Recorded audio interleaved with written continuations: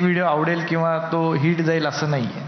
कसं आहे की आम्ही तुम्हाला तिघांना रोज मोबाईल स्क्रीनवर पाहतो आणि लोकांसाठी, तुमच्या प्रेक्षकांसाठी तुम्ही खूप ॲक्सेसिबल आहात. म्हणजे ते तुमच्याशी कमेंट थ्रू बोलू शकतात, ते तुमच्याशी डायरेक्ट मेसेज करून तुमच्याशी बोलू शकतात. पण त्यातल्या अनेकांना तुमची बॅकग्राऊंड माहीत नसते की इथपर्यंत येण्यासाठी तुम्ही किती कष्ट केलेत किंवा किती गोष्टींचा तुम्हाला त्याग करायला लागला आहे. अचानक एक दिवस वेगळा मार्ग निवडण्याचा निर्णय घ्यायला लागला आहे. तर मला ना थोडं त्याबद्दल जाणून घ्यायला आवडेल आणि अशी इच्छा पण आहे की तुम्ही ती तुमची जी जर्नी आहे कॉन्टेंट क्रिएटर होण्यापर्यंतची आणि त्याच्या आधीची ती थोडक्यात सांगा.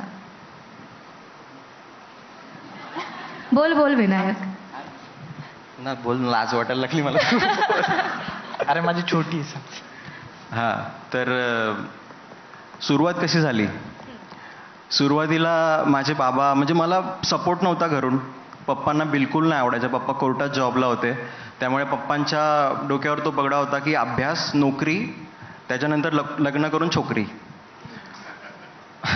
सो अभ्यास कर, जॉबला जा, हेच होतं फोकस.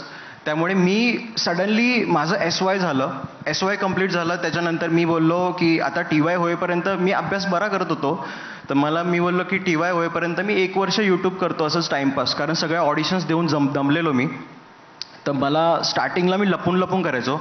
मी माझं सामान आधी खाली वॉचमॅनच्या इथं जाऊन ठेवून द्यायचो. बाबा आंघोळीला गेले त्याच्यानंतर गुपचूप धावत जायचो खाली आणि मग मित्राला बोलवायचं आणि तिथून जाऊन आम्ही शूटिंगला निघून जायचो. तर ही माझी सुरुवात होती. आणि सुरुवातीला म्हणजे पप्पांचा सपोर्ट नव्हता, पण आत्ता पप्पा आता स्वतःहून बोलतात, शूटिंगला चाललाय का आज, नेऊ सामान गाडीमध्ये तुझं. सो ही खूप भारी गोष्ट आहे माझ्यासाठी.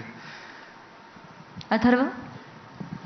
माझ्या असं घरच्यांचं काहीच नव्हतं म्हणणं, की फक्त त्यांना माहिती होतं की हा अभ्यासात फारच हुशार असल्यामुळे ह्याला काहीतरी वेगळंच निवडावं लागणार आहे. त्यामुळे त्यांनी फार लक्ष दिलं नाही. जे करतोय त्याच्यात आनंद आहे एवढंच बघितलं. आणि मी तसं साईड बाय साईड थिएटर वगैरे करत होतो, त्यामुळे मी सोशल मीडियावर 2016-17 सालापासून माझं मी काहीतरी टाकत होतो. तेव्हा काय असं एवढे फॉलोअर्स असं काहीच नव्हतं. पण ते हळूहळू ग्रो होत गेलं आणि मला वाटते की ती 3-4 वर्ष जी कोविडपर्यंत 2021-20 पर्यंत माझी ती नेट प्रॅक्टिस झाली सोशल मीडियाची, की नक्की याच्यावर कसा कॉन्टेंट लागतो, काय प्रकारचं बोललं की लोकांना आवडतंय. आता शॉर्ट फॉर्मॅट तेव्हा ते प्रसिद्ध होत होता, त्यामुळं मी आधी यूट्यूब करायचो. मला कळलं की आता शॉर्ट फॉर्मॅट जास्ती चालायला लागला. त्यामुळे ते 3-4 वर्ष जे मी थिएटरमध्ये करत होतो तिकडं जे आपल्याला करायला मिळत नाही ते मग इथे यूट्यूबवर मी करायचो. मग हळूहळू मग ते शॉर्ट फॉर्मॅटकडे आलं आणि मग ते मला वाटतं की ते करतच सापडत गेलं, की असं काही ठरवलं नव्हतं की असं कॅरेक्टर करायला पाहिजे आपण वगैरे. पण ते करत सापडल्यामुळे आणि मग एकदा क्लिक झालं की मग आपापच रस्ते उघडले होते तोचपर्यंत सगळे सोशल मीडियाचे. कारण का सोशल मीडिया खूपच फास्ट ग्रो होत होतं आणि मग आम्हाला त्याचा सगळ्यांनाच फायदा झाला. यूट्यूबवरती एवढा मोठा कॉन्टेंट ब्लॉग पोस्ट करून लोकांना तेवढा वेळ आपल्याकडे रोखून ठेवणं किंवा आपल्याला ऐकण्यास भाग पाडणं, हे कसं साध्य केलं? जसं की मी सांगितलं की जितका नॅचरल कॉन्टेंट असला आपला तितका तो लोकांना कनेक्ट होतो आणि ते शेवटपर्यंत बघतात. आता ब्लॉगर्स आहे, पण मला असं वाटतं मी पण काही काळ ब्लॉगिंग करून बघितली होती. त्यामध्ये असं होतं की सतत तुम्हाला तुमचा दिवस ठरवावा लागतो की आज मी दिवसभरात काय करणार आहे, जेणेकरून मी लोकांना काय दाखवू. म्हणतात ना रील लाईफ आणि रिअल लाईफ, तर मग त्यामध्ये खूप म्हणजे फरक पडतो आपल्या आयुष्यावर. आपल्याला सतत फेक राहावं लागतं. मग व्लॉग बनवणे किंवा आपल्या आयुष्यातला एक छोटा मोठा पार्ट दाखवणे, त्याशिवाय व्लॉगिंग करायची आहे म्हणून आपलं आयुष्यच आपण बदलायचा, हा खूप मोठा फरक येऊन जातो त्या गोष्टीमध्ये. तर मला असं वाटतं की जी रिअल लाईफ आहे ती खूप कमी जगायला मिळते ॲज अ इन्फ्लुएन्सर किंवा कॉन्टेंट क्रिएटर. विनायक, मला थोडं ना तुझ्या आजीबद्दल विचारायचं आहे, कारण का त्या भन्नाट कॅन्डिड आहेत आणि त्यांचा ऑनस्क्रीन प्रेझेन्स बघणं हे खूप कमाल एक्सपिरियन्स असतो. म्हणजे कधी कधी तुझ्यावर लक्ष जात नाही, पण आजीकडे तुझ्या लक्ष जातं. आजीला कसं कन्व्हिन्स केलंस कॉन्टेंट क्रिएशनमध्ये तुझ्या सहभागी होण्यासाठी किंवा शूटिंगसाठी? आणि ती म्हणजे तुझी आजी तुझ्यापेक्षा जास्त प्रो आहे? एक व्हिडिओ बनवतो, एकदा आजीचे पाय दाबून देतो. हे अशी कन्व्हिन्स केलं मी तिला खरंच तिला आवड नाही आहे, फक्त तिचं ना एक खूप सुंदर थॉट आहे. मी सांगतो तिला, असं इच्छा आहे की मी मरण्याच्या आधी मला लोकांनी बघावं आणि ती नेहमी जेव्हा जेव्हा मी जातो तिथे तेव्हा तिचं एक असतं की माझा फोटो काढ. तिला तिचा प्रेझेन्स म्हणजे ती स्वतःवर खूप जास्त प्रेम करते आणि तिचा जो इनोसन्स आहे ना तो व्हिडिओमधून दिसून येतो आणि तोच लोकांना बघायला जास्त आवडतो. लोक मला बघतच नाही ती असेल तर, लोक तिच्याकडेच एवढा फोकस करतात आणि जो इनोसन्स आहे मला मजा येते तिच्यासोबत व्हिडिओज बनवायला. ती पंख्याच्या बटनाची कॉन्सेप्ट कशी सुचली?